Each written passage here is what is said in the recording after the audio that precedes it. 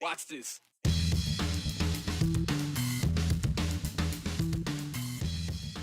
Well, it's that time of year. Property tax assessments are on the way to your mailbox, and this time around, people living in Ada County might be all right with the numbers. Ada County Assessor chats with us about the recent trends. Up and away to a place to stay. History champs are hard at work in the Riverside Village area to preserve a part of the past that these days doesn't resemble anything like its former self. Maybe a lot quieter? We have the story. The College of Southern Idaho is bringing fish to the forefront in their aquaculture program. It's a unique opportunity in a very special setting over in Twin Falls. We went to check it out, so come along for the ride. 208 on your Tuesday starts right now. A heads up, Ada County residents can expect to see their property their property assessments, just the property assessments, hit the mailbox soon. And some of you have already received it. And something people will notice, the residential assessments in Ada County seem to have gone down countywide. Good news, right? Countywide, the Ada County assessor lists an almost 14% decrease in values. First time in a long time that Ada County is seeing that, as many of you are aware of. Basically, you have to go back a decade.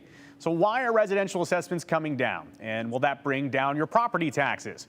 What do the assessments even mean? Well, we went straight to the source. Ada County Assessor Rebecca Arnold. She says if you haven't gotten your assessment yet, keep an eye out.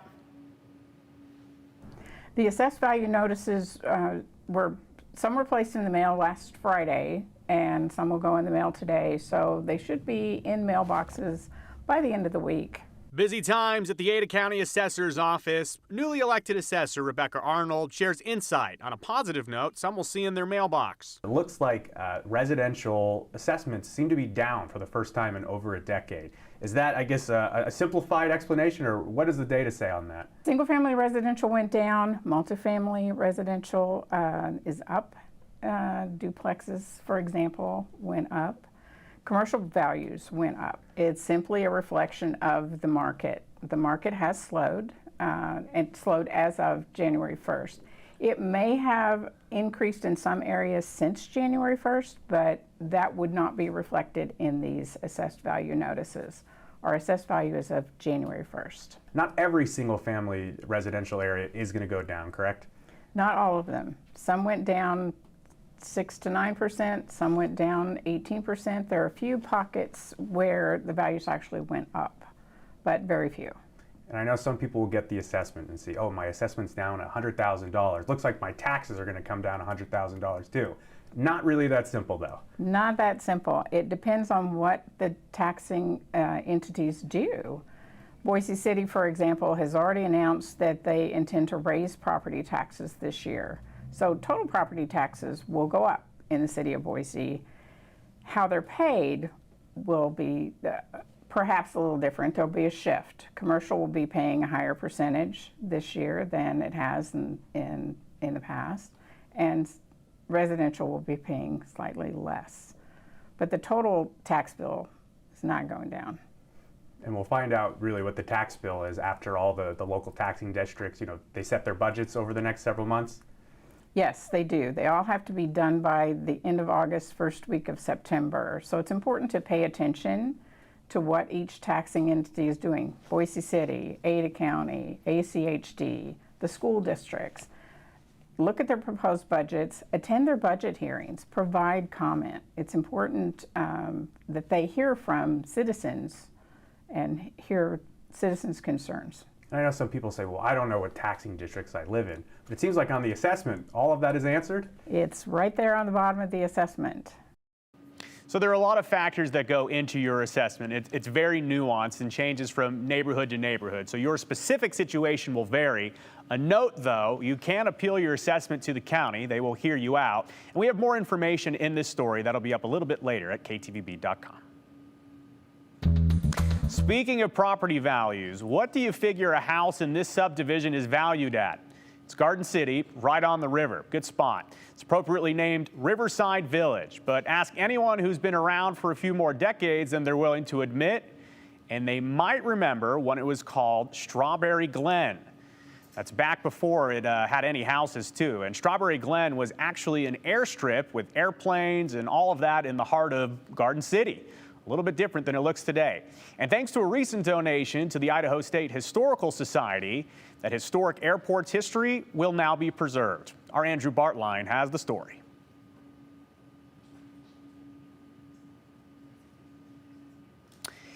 Well, actually, we're having a slight technical issue, so we are going to hear from Andrew and that whole story coming up in a little bit later. I will tell you this, Andrew and our photographer, Kevin, they were out on the streets in the Garden City area today, kind of just going around, trying to figure out exactly what it looks like. And I am told, after your great patience, we have it right now. Andrew, take it away.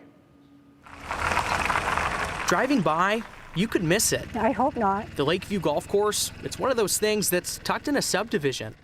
But ask Virginia Morris. Or the range was too far out. And there's always a story to share if you're looking. It's been here a while and was called Cherry Lane for a long time, so it's really taken on a new life. And I think that's what's fun about these kinds of places, is being considered an old timer, which I never thought I'd be considered. It's just fun to have these memories brought back. The memories, they live where we do. They live on the roads that we drive. They live through the signs that we read, whether we're looking or not. And that we get to be a part of that is really exciting and inspiring. Nicole Ingleterra works at the Idaho State Historical Society, where this sign shows a Garden City before, well, the city. It shows really beautifully, I think, some of the ways that our cities change. So with Garden City in particular, that this is now no longer an airfield. Pretty obviously, it's a subdivision. And it's part of history, tied up in a decades-long game of lost and found, which easily could have been a game of finders keepers. Well, it was like Frodo. I had the ring, and I knew it needed a home, but I could not get anybody to help me find a place for it.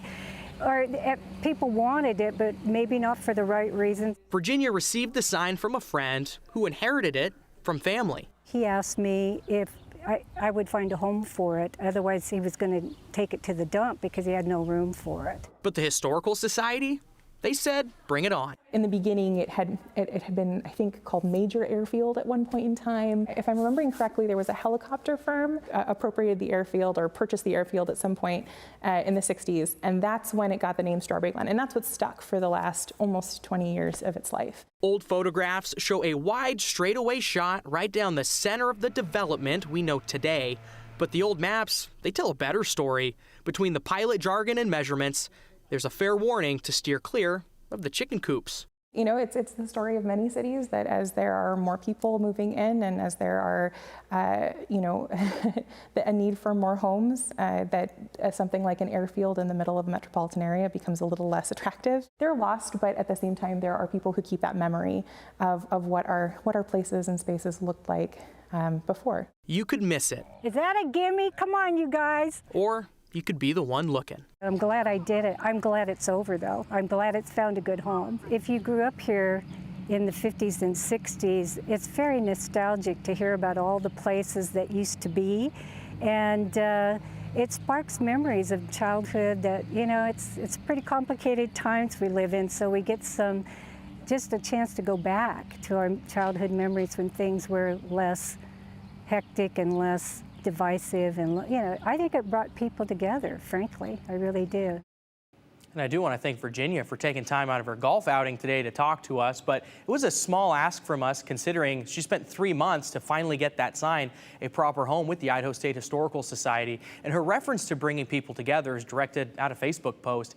89 people commented on this, often sharing stories about what they remember from that airfield or any sort of family connection that they may have had.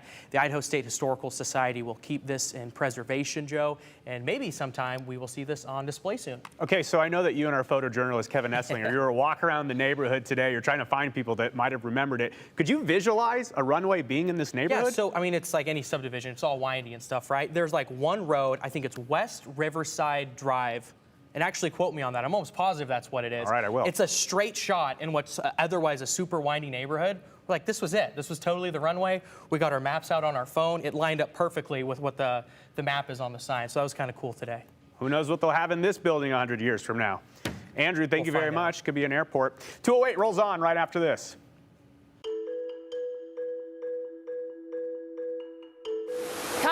minutes, we'll take you to the trout capital of the world. That's right in our backyard, and we'll also tell you about a program CSI offers where students will be growing the food of the future. So what did you think of all that? We want to hear your thoughts on the news, notes, really anything in between, or anything else you want to share with us. Send it to our text message line. Here's the number, 208-321-5614. Please be sure to include hashtag the 208 with your name. We love to give credit and share some of these at the end of the show. Check back in a few minutes.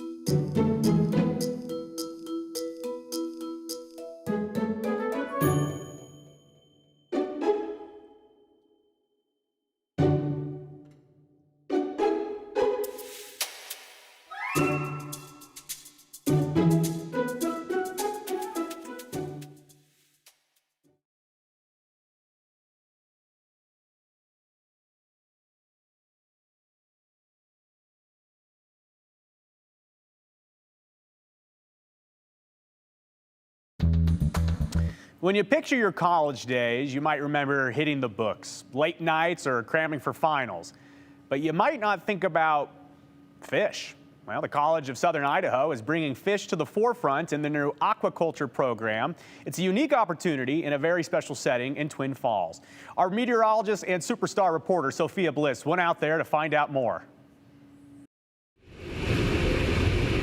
They're kind of just hanging out right now. It's a unique strain of rainbow trout, and we've been spawning them ever since. These rainbow trout don't look like they're doing too much right now, but they're playing a role in the future of some Idaho college students. Students will be dipping their toes in the waters of the aquaculture scene through a program CSI offers. In this new facility, students will learn how to keep fish healthy and for helping them thrive. The move to this new facility is in part because of recent development in Twin Falls. So where are they at in their life cycle right now, this group? So they are about 3 and 4 years old. Students will be able to access the newer facility at the College of Southern Idaho this fall and will work with Melissa Wagner, the aquaculture program manager. So what is aquaculture? So the more textbook definition is like the rearing of aquatic species or plants or animals. So it's essentially the raising and caring for fish. And while this program is centered on spawning fish, it's also spawning new opportunities in the lives of some of its students. I didn't know very much about the aquaculture situation until I took the class. And I learned everything from top to bottom. I actually started a hobby project in my backyard as an aquaponics project. And I spent a lot of time doing that and wanted to change career paths. It was more of I found a passion and I went for it. And it hasn't been a day of work since I started. And while it may not feel like work, there's certainly a lot of science involved. Their life cycle kind of depends on different water chemistry and temperature and light. So what would be the ideal time for you to be planning them to spawn? When do you typically plan on that? So I would like early September. That way the students have a couple weeks where I can kind of walk them through what's going on. We might be able to go to another facility where they do that spawning so they know the process. And then we can come in and do it with our own fish. The rainbow trout that are raised here will go on to stocking private ponds and possibly to Nez Perce tribe lands as well. But the program's main source of income includes selling the trout to a fish farm that turns the trout into food for zoos and aquariums. We are still one of the only, if not the only college that has a commercial fish farm as well.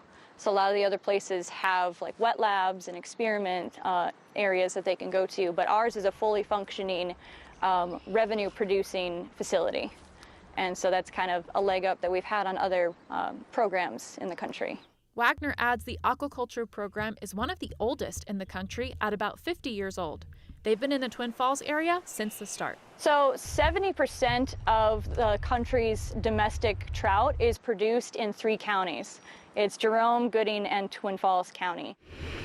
So if you're in New York and you're ordering a trout in a restaurant, there's a 70% chance that it's coming from the Magic Valley.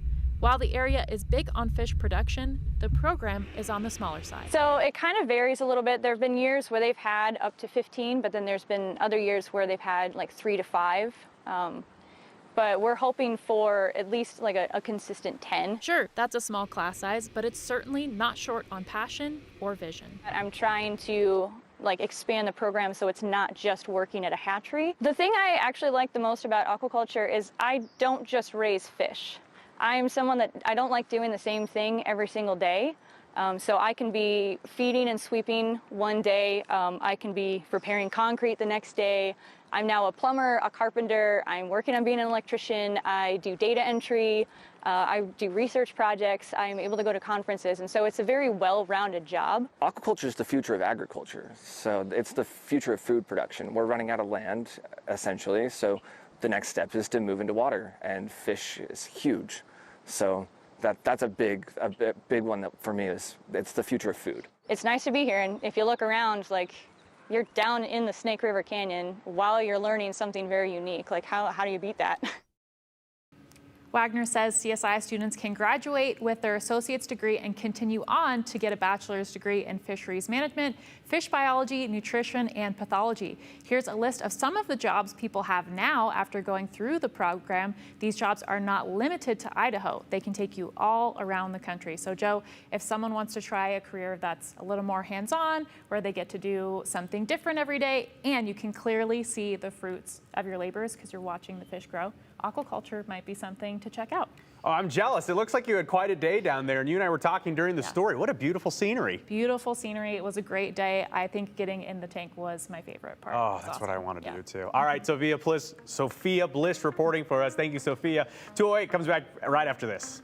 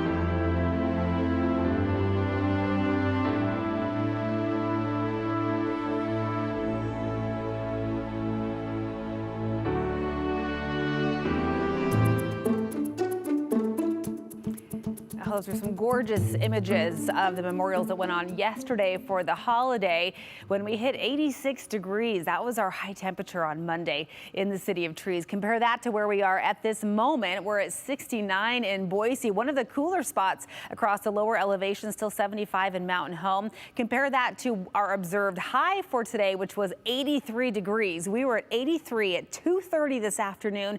Those storms barreled through and that storm cooled air dropped us down into the upper 60s, and it is still stormy. Here's a look at that satellite radar picture. In the Boise area, we are drying out a little bit, but it looks like we do have more action rolling in from the southwest, so I would not rule out the possibility of another storm rolling through Boise. Twin Falls is getting hit right now. Our central mountains have been active pretty much all afternoon. And as we zoom in a bit on, looks like Malheur County, northeastern Malheur County, still portions of Ada County, and now stretching into Boise County. These are flood advisories in place because of just how slow moving these storms are. They're dropping a lot of rain and sticking around for a little while, not rolling through quickly. So flooding is a concern. It's still very gray and kind of murky out there. There's that 69-degree temperature in Boise. Temperatures will drop tomorrow. We have a cool front that will march through, bringing more rain likely in the morning, more storms possible tomorrow afternoon. We'll only hit 78 tomorrow, a nice 79 on Thursday, and then we'll be back into the 80s for our first couple days of June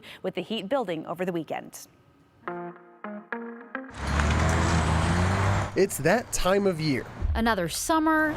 Every summer, the same scene plays out on streets across Ada County. Chip sealing. Chip sealing. Another chip seal application.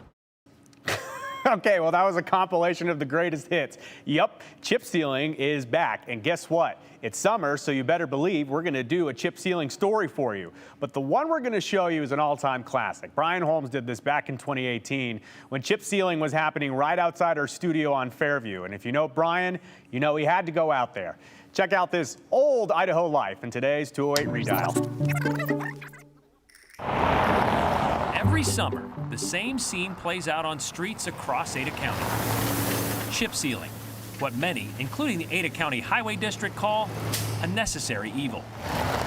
Others describe it differently. It's a mess. Got to drive slow. Got places to go. Sucks. It's terrible. I got chips in my window right there. Just got it. It's a process that slows down drivers, or at least it's supposed to, but it picks up the pace for people like Dave Adams. You love it. Definitely. It's our Christmas. So when the county Kris Kringles began covering the road right in front of his windshield shop, it sounded more like scratch to Dave than dents and dings. But you can hear that right now, right? Oh yeah, the absolutely. Sound of tires on gravel? There you go. Yes, I do. Sounds pretty nice. It does. Dave's been in business for more than 3 decades. He says this type of road maintenance is the biggest reason bringing in customers with a gash in their glass. Chip sealing. Chip sealing. Yep. ACHD says they crush about 55,000 tons of rock to cover the nearly 550 miles of lanes every year. So it's understandable if a few projectile pebbles whip off a few windows. Hello there. Looks like you got a house full. Yeah, we've been steady. Got a chip? While drivers don't like it. No. Not a big fan. Dave says it's just laying the groundwork for busy weeks of work ahead. So yeah, that's making a little bit of dust, but business will be good. Brian Holmes. 20 minutes, no appointment necessary, and while you wait. Idaho's News Channel 7.